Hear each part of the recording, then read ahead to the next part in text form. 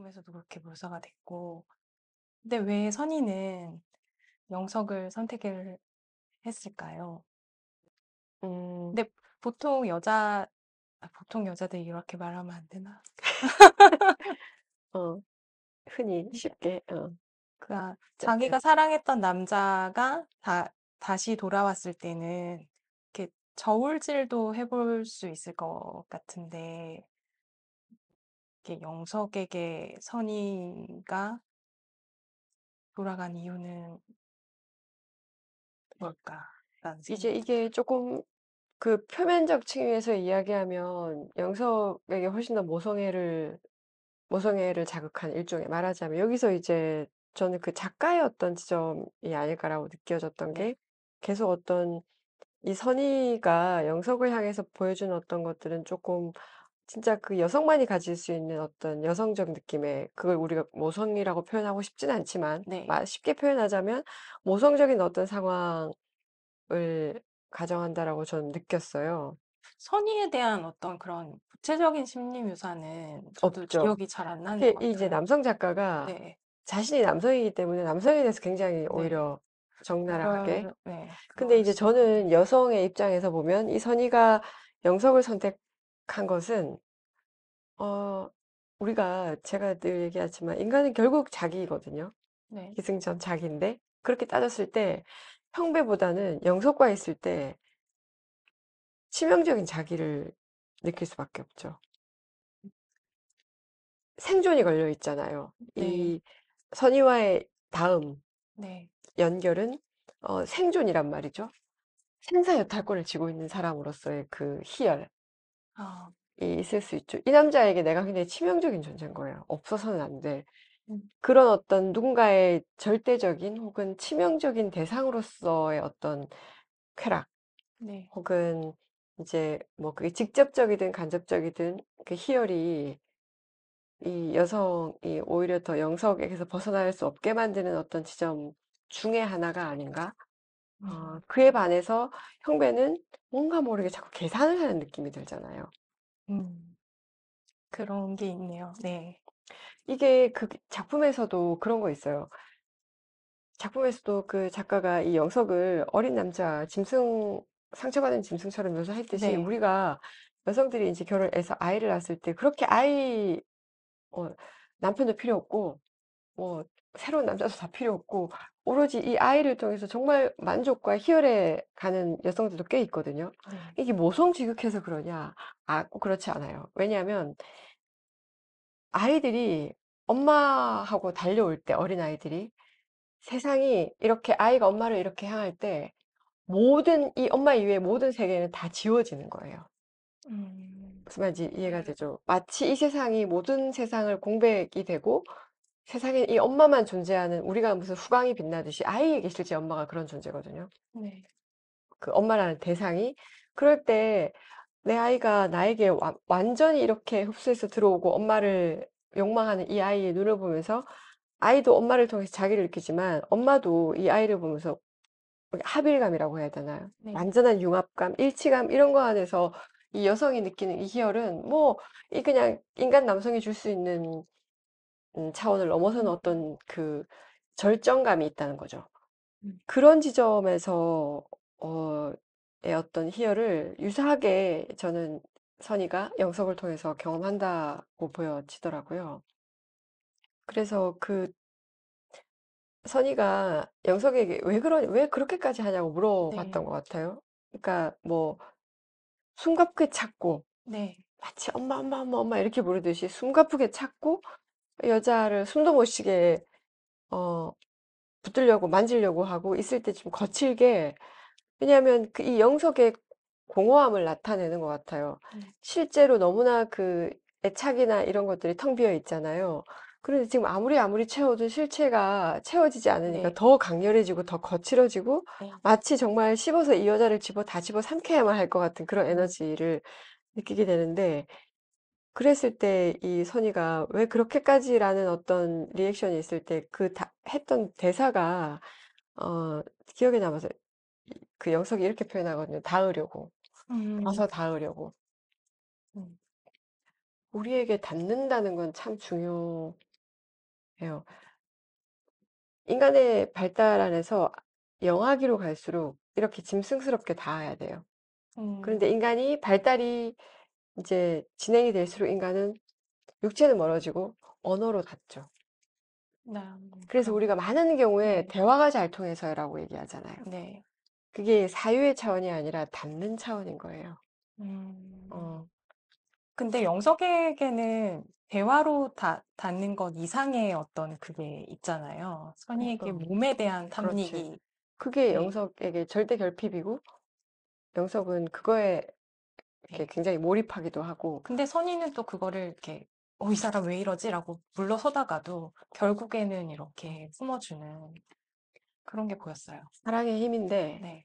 이게 품어주는 게 그 책에서도 처음에도 뭐야 했다가도 계속 바로바로 뒤따라 이 선의가 영석을 네. 네. 읽어내는 지점이 나오잖아요. 네. 아, 이 사람이 이 허기에 의해서 네. 이렇게 나에 대한 폭력성이 아니라 네. 나를 공격하려고 이러는 게 아니라 어, 이 사람의 이 허기가 이렇게 굶주린 허기가 나를 섭취하고 싶게끔 만드는구나라는 식의 이해가 계속 뒤따라오잖아요. 근데 지금 막 든 생각이 음, 그런 영석과 선의를 연결해준 그 장소가 나무넝쿨이 이렇게 얽히설키 정말 꽉 채워져 있는 그 얼기 사이로 그 나무가 얽혀진 걸 둘이 같이 보면서 그 사이에서 영석이 이렇게 쓰러진 거를 선의가 이렇게 구해주잖아요. 어떤 그 장면과도 연결이 되어 있을 것 같다는 생각이 들거든요. 맞아요. 그러니까 그 얽히설키 얽혀진 게 영석의 어떤 인생과 어떤 그런 빠져나올 수 없는 함정 같은 인생의 함정 같은 곳에서 음, 이렇게 선의가 그 장소에서 영석을 이렇게 응급처치를 해주고 나중에는 이렇게 연인으로 발전하기까지 그 나무의 의미를 선의도 이해한 게 아닐까라는 생각이 문득 음, 들었습니다. 왜냐면 선의도 그 나무를 보면서 생각을 한 게 그 책에도 나와 있던 맞아요. 것 같고. 그래서 저도 동의가 돼요. 결국은 음, 제가 조금 전에는 저도 지금 얘기를 하다 보니까 조금 전에는 조금 더 이제 이 분석학적 측면에서 어, 선의가 영석에게 어떤 자신의 치명적 존재를 확인하는 것에 대한 절정감, 그게 반드시 들어있는 것 같긴 하거든요. 그런데 지금 어, 소혜 선생님과 얘기하면서 저도 동의가 되는 게 결국 제가 지금 조금 전에 닿으려고라는 얘기를 네, 했잖아요.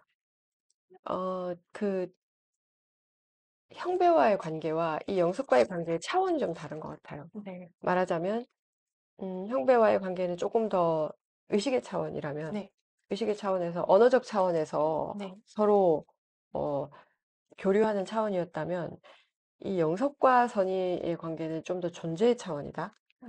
말이 좀 저도 되게 그렇게 모호하지만 생각이 훨씬 들어요. 존재의 네, 차원에서 다 네, 있고 그게 누가 먼저랄 것도 혹은 누구에 의한 요구에 네, 있어서는 모르겠지만 다 네, 닿았던 네. 거잖아요. 왜냐하면 영석이 처음에는 선희에게 말도 없고 이 사람 무슨 생각하는지도 모르겠고 그럴 정도로 되게 과묵하고 업무적인 것을 물어봐도 대답도 시원찮게 하고 이게 선희를 굉장히 답답하게 했었는데 어떤 그 사건, 그 나무덩굴에서의 공원에서의 사건 이후로 연인 관계로 발전하는 게 되게 좀 인상적이었고 실제로도 가능할 것 같다라는 어. 생각이 들었었어요. 네. 네. 그래서 이제 다시 또 제가 이 현실의 어떤 분석적 현장으로 돌아오면 이렇게 깊게 닿았던 주체들은 벗어나지가 벗어나기 어렵죠. 음, 소설은 어떻게 될지 모르겠지만 해피엔딩으로 가면 좋은데 이렇게 너무나 깊게 닿아버린 존재들이 서로에게 계속 고통과 어떤 음, 많은 대가를 치르게 할 때 우리는 그 고통에서 벗어나지 못해서 네. 엄청난 여러 가지 증상을 일으키면서 이제 허덕이게 되는 현실이 사실은 조금 더 현실적인 네. 지점이긴 있는데 닿으셨었나요?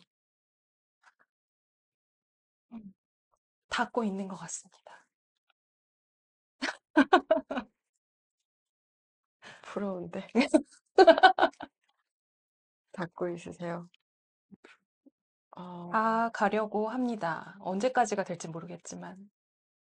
뭐 네. 그게 꼭 오랜 기간 지속 꼭 되어야 할 이유는 없을 것 같아요. 네. 그 기간은 인간으로 막 말하는 거는 좀 거짓말이 될 수도 있을 것 같아요. 뭐 영원히 할 수 있어요. 이거는 좀 말이 안 될 것 같고. 음, 닿으려고 하고 있고, 닿고 계시군요. 네. 아, 지금은 그렇습니다. 진정한 다음의 주체가 여기 계셨군요. 전 아닙니다. 여러분들에게 위로와 힘을 드리자면, 전 아니에요. 어, 닿았던 순간순간들이 있던 것 같긴 해요. 음, 그게 어떤 남녀 간의 문제가 아니라도요. 어, 한 가지 또 그거 이제 심리에 대한 어떤 지점들인데 형배 엄마가 아버지가 떠났잖아요. 네. 아버지가 사실은 아버지가 그러니까 남편이 다른 사랑을 찾아서 자기를 버리고 간 거예요. 그럴 때 형배 아버지가 형배에게 음, 어, 이야기를 제대로 하지 못하죠. 네. 지금은 네가 이해할 수 없을 것 네. 같다라고 얘기한 게 맞고 변명하지 않고 떠나버렸고 엄마는 형배에게 그 여자의 사진을 보여주면서 이쁘냐고 물어보죠. 네. 근데 실제 아이 형배 눈에는 실제 그 여자가 엄마보다 네. 이쁘지 않았고 네. 우리 엄마라서가 아니라 자기가 나중에 생각해도 의식적으로 이쁜 여자가 아니어서 아니라고 대답했다. 엄마를 기분 좋게 하려고 한 게 네. 아니다. 근데 엄마가 거짓말이라고 얘기했단 네. 말이죠. 이 여자가 나보다 예쁘니까 아빠가 나를 네. 떠났지라고 얘기를 한단 말이에요. 여기서 참 이게 저도 이 작가의 어떤 디테일함, 섬세함이라고 해야 네. 될지, 사실은 내가 미모나 이런 외모가 이 여자보다 부족해서 밀린 거라고 믿고 싶었던 것이다. 말하자면 네. 사랑해서 떠난 게 아니라, 네. 아니이고 네. 싶었던 여성의 네. 어떤 어떻게 보면 처절한 실제로 내가 더 네. 예뻐, 네가 더 예뻐를 묻는 게 아니라 네. 이 여성의 심리를 그렇게 잘 풀어 놓았던 것 같아요. 그게 네. 굉장히 공감이 됐거든요. 그 여자가 그냥 예뻐서 간 거지. 내가 네. 왜냐하면 일종의 그것도 자격인데 네. 어, 그냥 현실적인 자격. 네. 음, 얼굴이 더 예쁘니까 차라리 왜 이런 거 있잖아요. 내가 더 예쁜 여자니까 끌릴만 하지. 아, 네. 나보다 더 예쁜 여자니까. 그런데 실제 나보다 예쁘지도 않아. 그럼 네. 어떡해요? 내가 음. 줄 수 없는 것을 그 여자는 가지고 있다는 거잖아요. 그게 그게 더 치명적이고 감당 더 못할. 치명적이고 네. 여성에겐 더 끔찍한 네. 어떤 지옥. 그냥 우리가 눈으로 쉽게 그 여자는 뭐 꼴이 좋으니까. 네. 뭐 이거는 자존심을 상할지언정 그래 그럴만 하지가 될 수도 있는데 어 아무것도 우리의 어떤 현실적이거나 세상적 기준으로는 이해할 수 없는 거에 사랑은 사실 그런 거잖아요. 네. 이 엄마가 그거를 사실 더 두려워했다라는 지점들. 음. 근데 갑자기 지금 궁금해지는 건 어떤 그런 사랑의 자격에 어떤 그런 예쁘냐 안 예쁘냐를 논했던 그 엄마의 사연이 형배에게 영향을 어떻게 미쳤을까요? 그걸 말하기 위해서 그 옛날 이야기를 작가는 꺼낸 것 같은데 선생님은 어떻게 보셨는지 궁금해요. 어떻게 엄마의 그 네. 음, 떠난 아버지가 형배에게 영향을 미쳤을까 막연한 저는 추정인데 음, 그게 어떤 진짜 원인이 있을 수도 있는 것인지. 저는 사실 그 형배가 이제 이거는 정말 매우 그 모호하고 무책임하게 이야기를 하자면 그 어린 형배는 이미 아빠의 사랑을 알았던 것 같아요. 음, 알아차렸던 것 같아요. 그리고 엄마의 그 질문들이 네. 음, 왜 일어나는지도 아이는 이미 알아차리고 있는 것 음, 같아요. 그래서 형배는 사랑을 두려워하게 된 것 같거든요. 오히려. 그래서 그 표면적으로 주고받는 그것이 아니라 아빠가 진짜 사랑에 빠졌고 네. 엄마는 내가 아닌 다른 여자를 정말 사랑하게 된 이 남자로부터 엄청난 좌절과 절망을 하고 있다라는 거를 아이는 알아차리고 있지 않았을까? 네. 무의식의 차원에서는. 그래서 그 엄마의 그 이야기에 뭐 본인이 있는 그대로 이야기를 했지만, 어, 여성에 대한 어떤 그 두려움이라고 해야 될지 아니면은 실제적 관계에 대한, 네. 음, 그러니까 언젠간 상처를 어떤 방식으로든 자기가 줄 거라 사랑이 영원하지 않고 영원하지 않고. 줄 거라는 걸 예측은 되는데 어떻게 형언할 수 있는 방법이 없어서 현실적으로는 그 선의에게 할 수 있는 말이 음. 난 자격이 없어라는 말이 그냥 다였던 것 같기도 하네요. 그러니까 네, 그렇게 모호하게 떠난 네, 아버지의 뒷모습을 보면서 그 사랑이라는 그 모호한 실체가, 그러니까 오히려 영석은 실체적이잖아요. 네, 일단 닿아야 돼. 네, 나는 없는 게 분명하잖아요. 네, 내가 무엇이 없는지가 어떤 면에서 네, 분명해. 그래서 내가 없는 걸 네가 줄 수 있어. 네, 그러니까 나는 거칠든 어떻든 가서 닿아야 되겠어라는 그 강렬함이 네, 선명한데 이 형배는 모호한 거예요, 모든 게. 네, 분명히 아버지가 어떤 모호한 실체에 의해서 진정한 뭔가를 찾아 떠난 것 같은데. 근데 소설상에도 마지막에 되게 네, 비참해지고, 그런데 엄마는 그걸로 인해서 굉장한 한 여성 불행에 빠지고, 네, 고통스러워하고, 그런데 자기가 선희와 연애를 할 때, 선희의 사랑 고백이라든지 이런 것들은 자기에게 너무 실체 없는 모호한 불안정하고 불안한, 네, 언제, 뭐, 어떤 폭탄을 터뜨릴지 모를 어떤 네, 상태를 말하는 것이니까, 그 형배도 알고 있는데 모르는 사람인 거예요. 음, 말하자면, 알고 네, 있는데 모르는 사람인 거죠.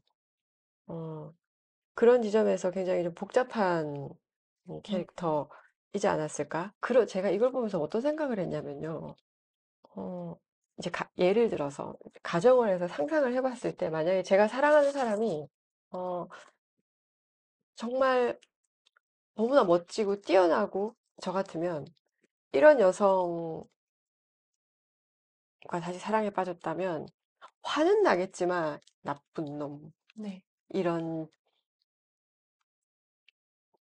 저 죽일 놈 이러고 그냥 정말 그냥 씁쓸하게 기분이 이럴 것 같은데 만약에 우리가 이제 급을 나눌 수는 분명히 없어요. 근데 저는 어, 만약에 뭐 우리가 흔히 이제 작품에서 얘기하는 창녀라고 이야기하는 창녀와 사랑에 빠졌다면 저는 게임이 안 될 것 같다는 생각을 했어요.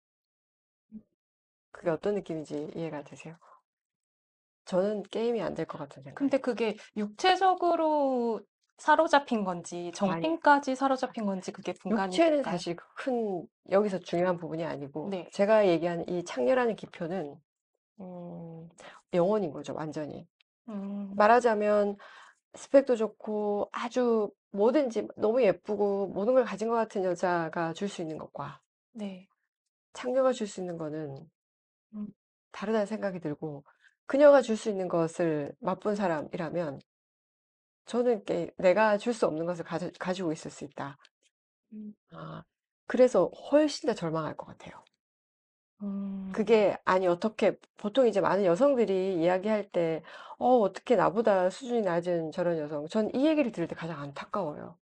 음, 이 사랑의 차원에서는 그렇게 네, 급을 나눌 수가 없을 뿐더러 그게 네, 사람이 평등해야 된다는 차원이 네, 아니라 네, 저는 훨씬 더 좌절하고 절망하고 고통에 몸부림칠 것 같거든요. 네, 왜냐하면 그게 단순히 뭐 남성이 육체적으로 유의를 즐기기 위해서 뭐 그렇게 여성을 취하는 것이 아닌 사랑에 네. 빠졌다면 아, 저 사람이 진짜 사랑에 빠졌구나를 간파했을 때 그 충격을 말씀하시는 충격은 걸까요? 저는 가- 음, 돌이킬 수 없는 절망과 아, 돌이킬 수 없는 오히려 질투가 생길 수도 있을 것 같다는 생각이 들었어요. 음. 음, 네, 그래서 이 연인 관계, 사랑의 관계에서 내가 이 여자보다 잘났냐, 못났냐를 가늠하는 건 매우 어리석은 일이다. 근데 우리는 보통 그러지 않아요. 그러잖아요. 네, 그게 훨씬 쉽고 네, 안전하거든. 빨리 내가 이 감정에서 탈출하기 네, 위해서 그게 굉장히 안전한 장치인데, 그것만큼 무의미한 일이 없어요, 사실. 정말 매우 무의미하다. 어, 해- 그래서 여성들이 불평불만하듯이 혹은 뭐 남편이나 혹은 남자친구가 이제 만약에 뭐 혼외나 외도 관계를 했는데, 저렇게 하찮은 뭐 조건에 하찮은 여자에게라고 얘기할 때가 전 가슴이 제일 아파요. 그 상관이 없다. 그런 건 너무나 음, 무의미하다. 사랑이 있든 없었든 모르겠는데 상실의 과정. 그러니까 형배는 처음에 선희에게 상실을 줬잖아요. 네, 근데 결국은 선희를 잃었죠. 네. 내가 나에게 사랑이 찾아와서 그녀를 되찾고 싶었을 때 잃었고, 선희는 첫 장면에서 형배와의 네. 관계에서 상실을 네. 경험했고, 영석은 아무것도 아닌 사소한 것 네. 같은 그 장면에서 엄청난 네. 상실을 또 네. 경험하죠. 이 세 남녀가 상실을 경험하는데, 어, 물론 여기서 준호라는 바람둥이 캐릭터가 하나 네. 있어서, 이것도 유의미 하나. 일단 이것보다는 네. 내 손에서 무언가 빠져나가고 있구나. 내가 잃고 있다. 그런데 내 힘으로 어쩔 수 없다. 이런 경험들 해보신 적 있으세요? 네. 전 있습니다. 그 영석의 그 자꾸 영석이 얘기를 하면서 감정이입을 하는데 그 기가 막히게 알 수 있거든요. 이 사람이 그 열등감과 약간 사람이 좀 이렇게 자존감이 무너졌을 때 사랑하는 사람이 떠나갈 것 같다라는 걸 간파할 때가 진짜 너무 두려워요. 그때 이게 왜, 뭐라도 하고 싶은 마음이 그렇잖아. 들거든요. 그러니까 그때 우리의 에너지는 뭔가 자꾸 빠져나가려고 할수록 뭔가 이렇게 붙들고자 하는 네, 충동이 네, 올라오잖아요. 근데 사실 그게 안 되죠. 네, 우리 힘으로 할 수 없죠. 네, 말하자면 이 작품에서 숙주가 떠나려고 하는데 네, 기생체는 아무런 네. 힘을 발휘할 수가 없는 거잖아요. 그 상태가 너무 끔찍하고 괴롭죠. 괴롭지만 또 사랑에 있어서는 어쩔 수 없다라는 말이 여기선, 어쩔 수 네, 없는 상태로 도달하기 위해 우리는 그 좀 저급한 단어를 쓰자면 일종의 지랄들을 하지 네, 않나요? 발광과 발악들을 하지 네, 않나요? 근데 네, 그러니까 저는 여기서 되게 중요한 게 네, 폭인데, 그러니까 사랑이 왔을 때도 우리는 항복을 해야 되고 사랑이 떠날 때도 항복을 해야 된다고 생각이 되는데 이게 잘 안 돼요. 자아의 영역에서는 네, 맞아요. 어, 항복하셨던 건가요? 글쎄요. 어, 항복하는 기간에 되게 오래 걸렸던 기간이 있었던 것 같고요. 어쩔 수 없는 거구나라고 생각할 때 좀 저는 오래 걸리는 사람이었던 것 같습니다. 네, 이 작품을 보면서 저는 이제 마지막으로 제가 계속 복귀하는 지점이 항복인 것 같거든요. 항복이라는 하나의 기표를 가지고 근데 음, 저는 그런 항복이 사랑이 찾아왔을 때나 떠나갈 때 내가 어떻게 할 수 없는 부분, 뭐 나와 뭐 외부적인 그런 세속적인 부분에서의 다름과 그런 걸 무시하고 과감하게 뛰어들고 그리고 과감하게 놓아줄 때 그런 어떤 처절함도 있지만 거기에서 아름다움도 생겨나는 거거든요. 항복할 때, 네, 그럼요. 네. 되게 슬프고 처절하고 정말 아까 전투의 전사자가 되는 거잖아요. 음, 총알을 피하지 않고 네, 총알을 맞은 다음에 그냥 이렇게 시체처럼 널브러져 있을 때 네, 사실은 그때 무언가가 제대로 보여지고 네, 세상이 사실 그때 네, 환해질 수도 있다고 생각은 하는데 우린 그 네. 힘을 빼기가 네, 너무 어려워요. 너무 어려운 일인 것 같긴 해요. 특히 요즘 같은 때에는. 특히 네, 요즘 네. 같은 세상, 요즘 세상이 같은 그래요. 무- 네, 문화, 시절에는 네, 정말 어려운 것 같고, 어떻게 하면 내가 더 손해를 보지 않을 네, 것인가? 어떻게 하면 더 감정 소비를 하지 않을 것인가? 네, 이런 것이 훨씬 더 많이 네, 거론되잖아요. 저도 그런 부분에 너무 동의가 되고, 총알을 다 맞고 피를 철철 흘리면서 널브러진 시체가 되었을 때, 비로소 어떻게 보면 하늘이, 물론 이제 숲이 깔딱깔딱 네, 넘어가다가 죽지 않거든요. 결국 살아나게 되는데, 우리가. 살아나게 되는데, 그 살아나는 그 시점에, 하늘이 맑아지는 경험들. 네, 이건 사실 사랑의 문제가 아니라 고통의 차원에서도 제가 늘 하는 이야기인 것 같아요. 이 네, 분석실에서. 고통이라는 것이 나에게 왔을 때, 우리는 어떤 방식으로 항복할 수 있는가? 이런 생각들을 하게 되는 것 같아요. 음, 항복을 통해 인간은 성장하나요? 그러니까 사랑이 살아가다, 태어나고 살아가다가 죽고 인간도 상실을 경험하고 다시 일어날 때, 성장이라기보다는 그 단어 저는 이 단어가 적합하다고 해요. 항복을 통해 인간은 가난해져요. 아, 가난해진다. 영혼이 가난해져요. 성경에 나오는 뭐 마음이 가난한 자는 복이 있나니 이런 거 그거하고 말고. 연결 음, 지을 수 있을 거, 뭐 100% 딱. 네, 그런데 지금 여기서 말하는 영혼이 가난하다 함은, 네. 음, 좀 더 자유로운 부분과 연결될 것 같아요. 이 음, 자유롭다는 말은 우리가 일상적으로 생각하는 성숙과 성장하고는 좀 다른 거라고 음, 생각해요. 어, 마치 정말 그물에 걸리지 않는 바람처럼. 그런데 어쨌든 저는 항복의 경험을 하면 할수록, 음, 영혼이 가난해진다. 영혼이 가난하다는 것은 영혼이 가벼워진다는 것인데, 이 가벼움은 또 여러 가지 맥락에서 이야기되어질 부분이 있을 것 같아요. 그런 의미에서 이 저자의 텍스트가 무궁무진하게 사유를 하게 만드는, 네. 전 텍스트였다라는 생각이 들어요. 저도 그렇습니다. 초반에 사실 책이 너무 안 나가가지고, 네, 왜냐면 생각하느라고. 네. 그걸 한 줄, 따라가기가, 한 줄 읽고, 저만의 생각이 계속 네. 이어져서 그게 좋은 텍스트가 아닌가 싶어요. 네, 근데 저는 이 구독자분들이나 이 시청하시는 분들도 꼭 이 책을, 근데 이승우 작가님의 소설 중에서 비교적 읽기 수월한 책이라고 말씀드리고 싶어요. 어렵군요. 네, 철학책처럼. 그래서 저한테도 굉장히 많은 영감을 줬던, 음, 네, 좋은 작품을 또 함께 이야기할 수 있어서 저는 너무 좋았어요. 신났고, 소혜 선생님은 오늘 이제 첫 시간, 네, 어, 처음 이런 경험을 해보셨는데 어떠셨나요? 네. 선생님과 닿은 느낌입니다. 다 왔어요? 선생님의 마음 잘 모르겠지만 저는 그렇게 생각합니다. 어, 알겠어요. 책으로 연결된 우리. 네, 어, 언어적 다음에 네, 의해서 새롭게 시작한 이 그다음이 저희의 언어와 다시 이걸 보고 계시는 분들과 닿기를 바라면서 오늘은 여기까지 하고요. 다음번 작품은 어, 단순한 열정이죠. 네, 네, 단순한 열정이라는 아니 에르노 작품을 가지고 네. 저희가 이야기를 또 이어나가 보도록 하겠습니다. 함께 해주셔서 고맙습니다. 맞습니다. 너무 빨리 끝난 거 아닌가요? 지금 우리 1시간 20분 했거든요. 진짜요? 1시간 10분 넘었어요. 근데 제가 뒷부분이 기억이 안 나가지고요. 괜찮아요. 조금 애들이 붙였어요. 어, 네네. 그렇구나. 괜찮아요. 이제 지금 본인이 이걸 완전히 기억하지 못하고 있다는 것 때문에 약간 긴장을 했던 거죠, 그죠?